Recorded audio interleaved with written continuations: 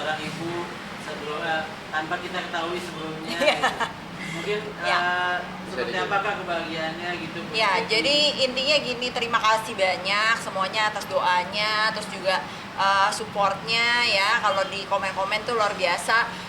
Jadi memang aku tuh menunggu momen sebenarnya yang enak gitu ya untuk publish anak aku, karena kemarin itu memang dari hamil sampai melahirkan sampai setahun itu tuh bener-bener agenda tuh padat banget, terus momennya aja kayak belum pas gitu. Jadi, dan aku kan orangnya agak OCD ya, jadi kayak kalau kadang-kadang misalnya langsung publish tuh kayak berantakan aja gitu. Dan ternyata jadi ibu baru itu kan juga nggak gampang ya, maksudnya semua tuh belajar, semua tuh banyak surprise-nya gitu. Jadi kalau pas mau publish gitu, mau ini kayak ini juga gitu, takutnya ada ntar gaya parenting gue salah nggak ya, terus atau ntar takutnya gimana nggak ya gitu. Jadi lebih ke situ sih. Dan memang kan pas hamil itu pelantikan, terus masih kampanye pilgub waktu itu, abis itu melahirkan itu juga nggak pakai cuti, jadi orang juga pada nggak ngeh gitu. Nah pas udah mulai gede banget itu, aku kan sempet sampai 90 kilo kemarin. Gede banget, orang kayak nggak ngenalin juga. Jadi akhirnya kan pakai masker, pakai topi gitu kan, jadi orang juga nggak nge gitu. Akhirnya ya udah baru-baru sekarang ini aku publik. Tetap belusukan juga ketika hamil besar. Jadi yang tahu hamil besar itu memang ada beberapa konstituen lah di beberapa tempat gitu yang memang aku kunjungin, kok hamil gitu. Jadi kayak maksudnya ya begitu aja, tapi memang tidak dipublish yang dimana enggak. Lahir kapan? Lahirnya Februari tahun lalu gitu. Jadi memang sekarang itu sudah setahun gitu. Tapi kenapa nggak ambil cuti Kak waktu itu? Kenapa nggak nah waktu itu memang ternyata kalau di kerja politik, melayani warga gitu ya, melayani masyarakat itu kayaknya susah untuk benar-benar cuti yang nggak tenang aja gitu. Ntar kadang banjir, ntar kadang ada jalan rusak, ntar kadang ada begini, ada begitu. Jadi aku sebisa mungkin ya mengatur waktu aja, tapi memang ini juga pelajaran buat aku juga, dan mungkin untuk ibu baru atau yang mungkin udah ngalamin melahirkan, ternyata melahirkan itu prosedur yang besar juga ya. Jadi cuti itu juga memang sebetulnya makanya diberikan hak gitu, karena ketika aku kemarin melahirkan terus cuma seminggu 2 minggu lah paling aku break tuh, bener-bener kayak jahitan beres udah gitu, udah langsung ke sini langsung ke sono gitu. Tapi memang ada efek side-nya, kayak kemarin sempat kayak darah rendah, kurang kalsium lah apa, jadi terus sempat jadi kayak istirahat sebentar, terus ini lagi. Tapi memang dasarnya emang lincah kali ya, jadi kayak nggak dirasa gitu. Tapi iya aku kan sesar, tapi balik lagi ya thank God lah semuanya bisa berjalan baik. Dan nama babynya sendiri? Iya, jadi namanya sebenarnya aku sepakat sama suami, sama keluarga memang hanya mengumumkan nama yang dia biasa dipanggil, namanya Megan. Tapi karena aku namanya Tinatun gitu, aku kasih nama beken dia juga, namanya Megan Moon. Buat lucu-lucuan aja gitu. Dan memang kan kayak gendut-gendut juga ya dia, meskipun mukanya rada ke bapaknya. Akunya ada kebagian di beberapa angle tapi dikit gitu. Cuman gayanya, terus feel-nya tuh kayak pas aku kecil sih sebenarnya. Jadi ya makanya aku bilang aku namain Megan Moon gitu. Kenapa nggak ditambahin Moon? Ya jadi itu ya cuma buat ini kan, nama aku kan sebenarnya Agustina, jadi namanya Tinatun gitu. Buat lucu-lucuan aja sih gitu. Jangan karena apa bulan ya? Bukan, cuman karena bulat sih memang iya juga. Dan Tina, artinya untuk pekerjaan sekarang kan artinya sudah ini udah 1 tahun ya. Memang ngurus sendiri full ASI atau ada neninya? Ya, jadi kalau aku memang dari awal full ASI gitu ya, tapi mungkin karena sekarang ini dia udah empasi kan ya, jadi udah makan, terus juga kalau dari awal memang yang ngebantuin, makanya aku juga senangnya karena yang ngebantuin banyak juga, dari mama aku sendiri, terus suami juga support banget, dan dia hands on juga, terus ada memang dibantu juga sama neni gitu.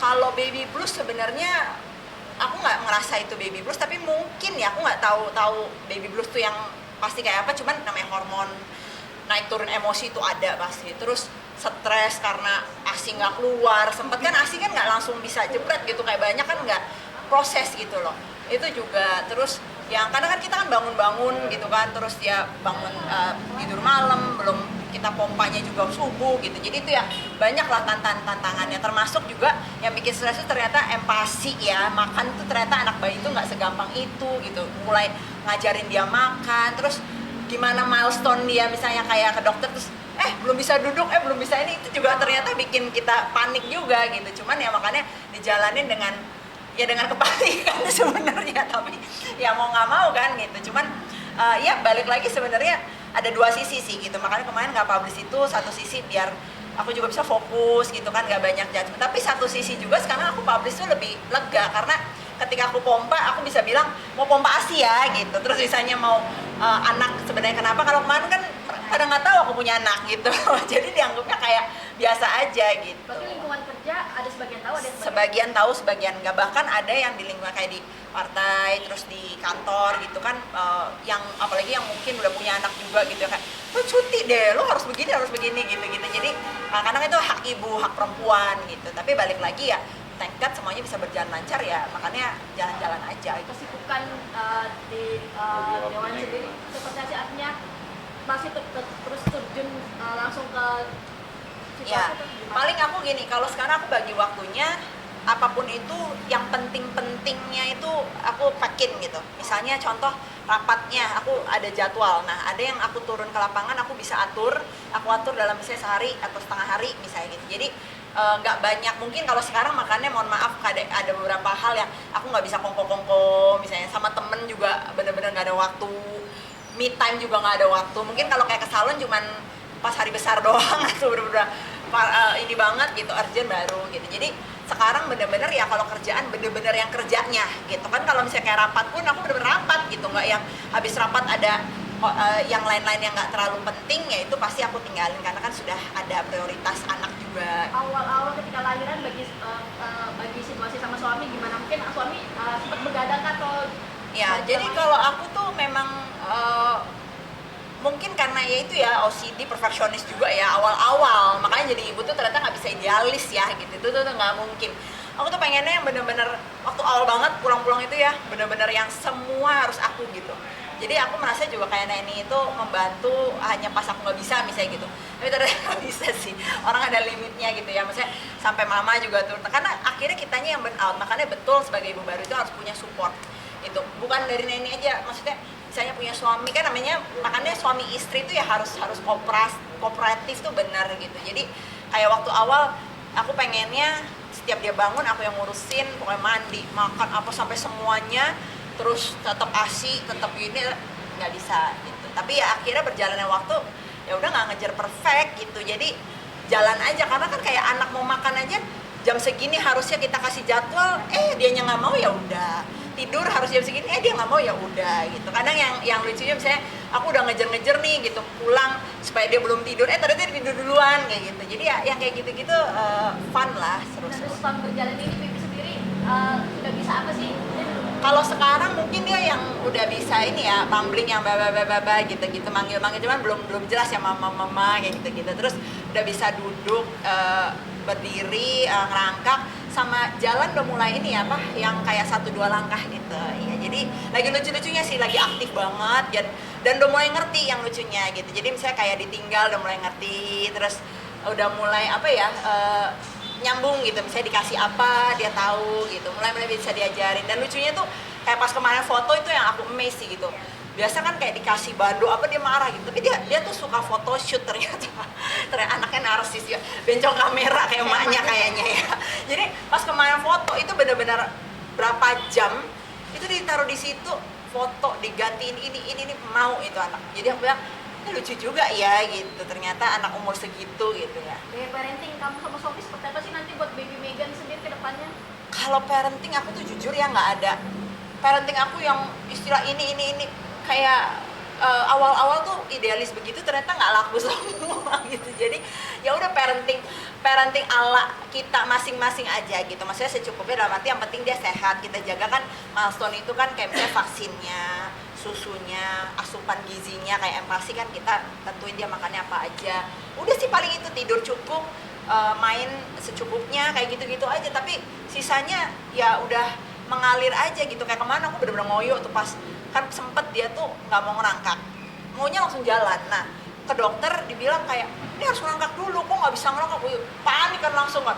Itu aku beli kain, sampai cari-cari diris gimana caranya, cari YouTube, sampai konsultasi begini-begini.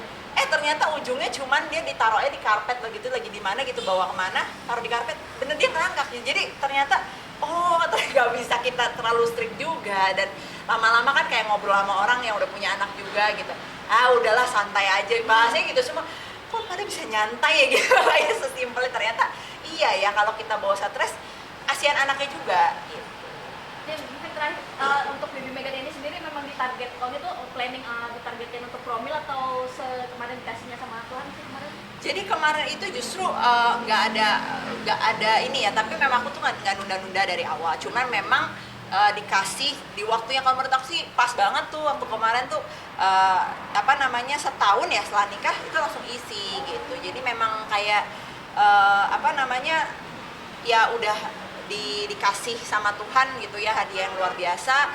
Dan memang waktu hamil awal pun aku tuh nggak tahu gitu, jadi taunya itu baru kayak hampir 2 bulan ya, jadi lama banget gitu. Dan untungnya tuh nggak kenapa-napa, dan ternyata kata dokternya memang kalau hatinya oke, pikirannya oke, itu tuh capek apa tuh nggak terlalu yang gimana. Ternyata ya aku kan baru tahu gitu, bahkan aku waktu awal tuh masih nge-gym gitu-gitu, makanya kayak lari, bener-bener aku tuh masih lari, masih apa gitu. Terus cuman waktu itu telat apa kayak nyadar aja gitu, iya ya gitu, ternyata isi gitu. Berarti memang kurang tahu kemarin. Jadi ya itulah memang ternyata ketika setelah menikah juga itu kan memang kita juga harus aware ya soal itu. Dan sebenarnya aware aja, tapi kan namanya olahraga kan sebenarnya nggak masalah. Dan bahkan ketika hamil pun dianjurkan olahraga ternyata gitu. Jadi ya nggak masalah, tapi harus tahu kondisi tubuh. Sip? Tina foto dulu dong. Boleh, ya. Foto dulu,